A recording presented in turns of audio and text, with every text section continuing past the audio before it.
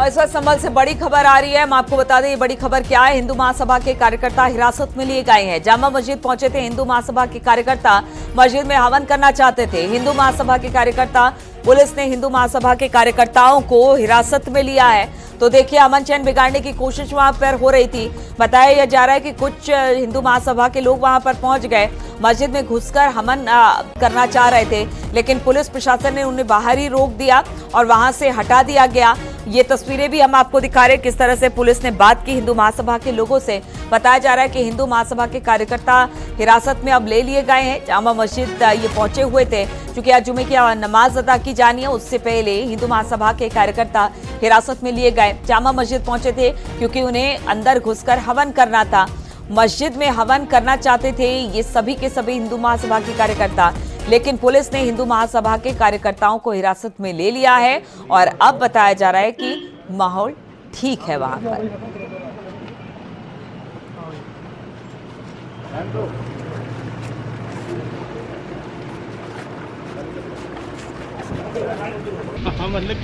हिंदू महासभा के जो कार्यकर्ता थे वो पहुंचे थे जामा मस्जिद, और देखिए लगातार पुलिस कोशिश कर रही है, अमन शांति बनाए रखने की कोशिश संभल में चल रही है। अब तक हमने जितने नमाज देखे बड़े अच्छे तरीके से और बड़े बड़े मसले वहां पर पुलिस प्रशासन ने निपटाए हैं।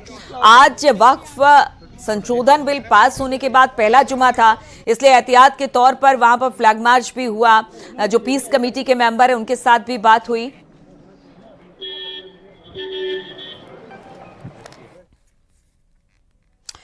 और अब हम अमेठी से खबर लेते हैं, जहां पर अज्ञात कारणों से गेहूं की फसल में आग लग गई। करीब 5 बीघा गेहूं की फसल जलकर राख हो गई। ग्रामीण और फायर ब्रिगेड की टीम ने आग पर काबू पा लिया है। संग्रामपुर थाना क्षेत्र के कैटी गांव का ये मामला हम आपको दिखा रहे। करीब 5 बीघा जमीन थी जिसमें गेहूं लगा हुआ था। बताया जा रहा है कि इस आग ने गेहूं को जला दिया, यानी पूरी तरह से जो गेहूं की फसल थी वो जलकर राख हो गई है।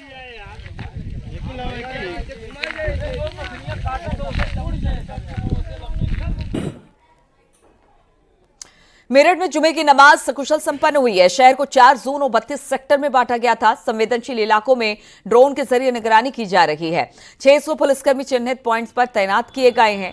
तो संवेदनशील इलाकों पर से लगातार नजर रखी जा रही है, क्योंकि आज जुमे की नमाज थी और इसी को लेकर ये एहतियात बरता गया मेरठ में भी।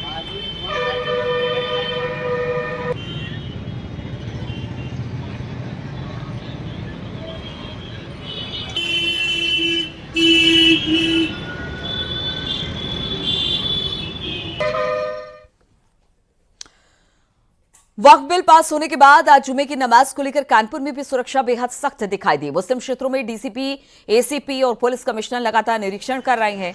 इसके अलावा सीसीटीवी के माध्यम से कंट्रोल रूम से लगातार नजर रखी जा रही है। आपको बता दें कि कानपुर में 4 जोन में सुरक्षा व्यवस्था को बांटा गया। सुरक्षा व्यवस्था में कोई चूक ना हो, इसलिए पुलिस के अधिकारी लगातार मॉनिटरिंग कर रहे हैं।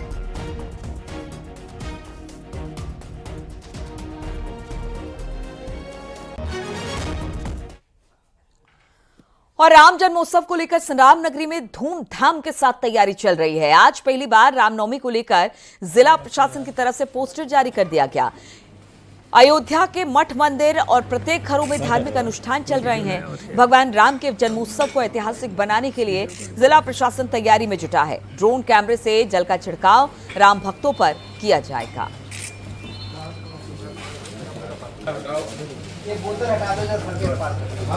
मुझे लगता है हम लोग इस पे काम कर रहे हैं और इसका अच्छा जो है वो संदेश जाएगा।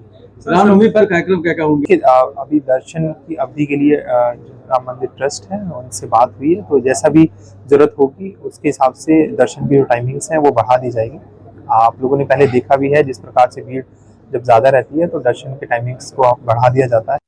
भगवान राम के जन्मोत्सव को लेकर विशेष पहल की गई है। इस बार पहली बार राम जन्मोत्सव को लेकर पोस्टर जारी किया गया है। रामनवमी 2025 का पोस्टर कलेक्ट्रेट सभागार में जारी किया गया, जहां पर राम मंदिर ट्रस्ट के पदेन सदस्य जिला अधिकारी अयोध्या ने बताया कि इस बार राम जन्मोत्सव को बेहद भव्य और दिव्यता से साथ मनाया जाएगा।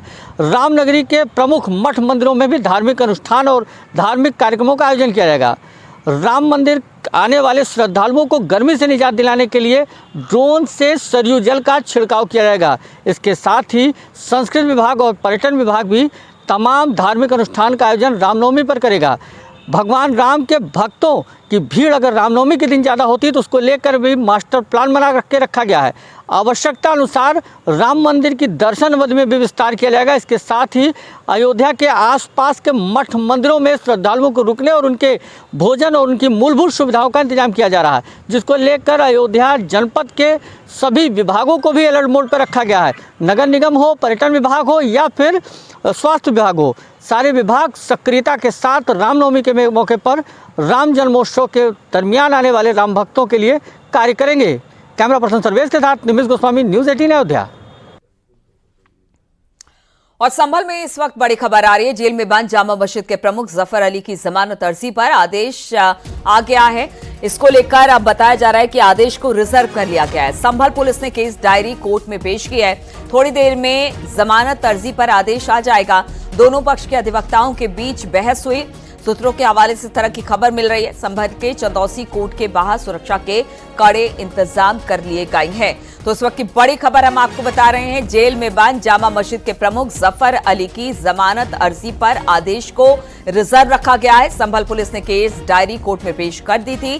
थोड़ी देर में इस पर फैसला भी आ जाएगा, यानी कि जो आदेश है जमानत अर्जी पर वो आ जाएगा और दोनों पक्ष के अधिवक्ताओं के बीच बहस के बाद अब बताया जा रहा है कि जो फैसला है उसे रिजर्व रख लिया गया है। जमानत अर्जी पर आदेश को रिजर्व कर लिया गया है। संभल के चंदौसी कोर्ट के बाहर इस वक्त सुरक्षा व्यवस्था चाक चौबंद कर दी गई है।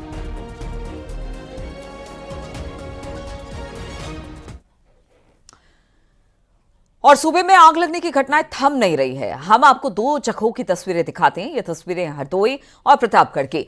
हरदोई के बिलग्राम कोतवाली क्षेत्र में 14 मकानों में आग लग गई। शॉर्ट सर्किट की वजह से यह हादसा हुआ। इस घटना में एक युवक झुलसा और लाखों की संपत्ति जलकर खाक हो गई। उधर प्रतापगढ़ में संदिग्ध हालत में एक घर में भीषण आग लग गई। इस घटना में घर में रखा सारा सामान जलकर खाक हो गया और छप्पर के नीचे खड़ी बाइक भी जली है। घटना की जानकारी मिलने पर पुलिस मौके पर पहुंची। दमकल की गाड़ियों ने किसी तरह से आग पर काबू पाया। उत्तर प्रदेश में घर खरीदने वालों के लिए एक बहुत अच्छी खबर है। अब बिल्डर घर खरीदने वालों से ठगी नहीं कर सकेंगे। यूपी रेरा ने होम बायर्स को ठगी से बचाने के लिए नई पहल की है। यूपी रेरा के चेयरमैन संजय भुसरेड्डी ने बताया कि उत्तर प्रदेश रेरा के नियम कानून बताने के लिए अब प्रॉपर्टी एजेंट की ट्रेनिंग शुरू कर दी गई है। अब ट्रेनिंग के बाद ट्रेंड एजेंट को प्रमाण पत्र दिए जाएंगे। अब बिल्डर्स रेरा ट्रेंड एजेंट को ही रख सकेंगे। होम बायर्स के साथ ठगी पर एजेंट्स की जवाबदेही होगी। यूपी रेरा ने कहा है कि होम बायर्स के साथ ठगी होने पर अब एक एजेंट बिल्डर दोनों पर कड़ी कार्रवाई होगी।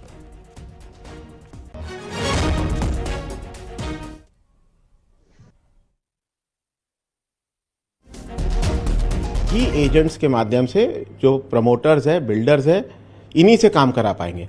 जो अभी तक कई प्रमोटर्स किसी भी लड़के को बिठा दिए एजेंट के नाम पे अपने ऑफिस में या कहीं पर, और वो पैसे कलेक्ट कर लिया, फिर वो चला गया, भाग गया।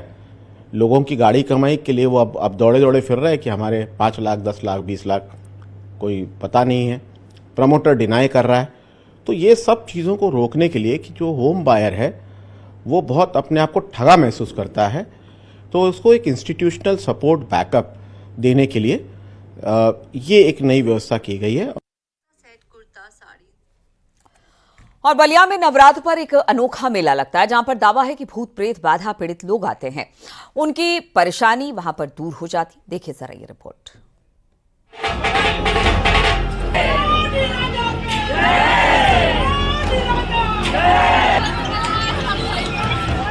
आधुनिकता के दौर में अभी भी गांव कस्बों में कई पुरानी परंपराएं चलती आई हैं। कई लोग इसे अंधविश्वास का नाम देते हैं तो कोई इसे आस्था से जोड़ता है। बलिया के मनियर कस्बे में नवका बाबा मंदिर में हर साल नवरात्र पर भक्तों का जमावड़ा लगता है और इस तरह के दृश्य यहाँ अक्सर दिखते हैं। नवका बाबा मंदिर में नवरात्र के 9 दिनों में एक अनोखा मेला लगता है। दावा है कि इस मेले में बड़ी संख्या में वो लोग आते हैं जो भूत प्रेत बाधा से पीड़ित होते हैं या फिर उनकी कोई दूसरी समस्या होती है। यूपी में दूर दूर से यहाँ लोग आते हैं। लोगों का दावा है कि यहाँ आकर उनके कष्ट मिट जाते हैं। यूपी ही नहीं, बिहार, झारखंड और छत्तीसगढ़ से भी लोग यहाँ पहुँचते हैं। दावा है कि प्रेत बाधा के अलावा चर्म रोग से पीड़ित भी बाबा के दरबार में हाजिरी लगाते हैं। वहीं जिन्हें संतान सुख की प्राप्ति नहीं हुई हो वो भी यहाँ पहुँचते हैं।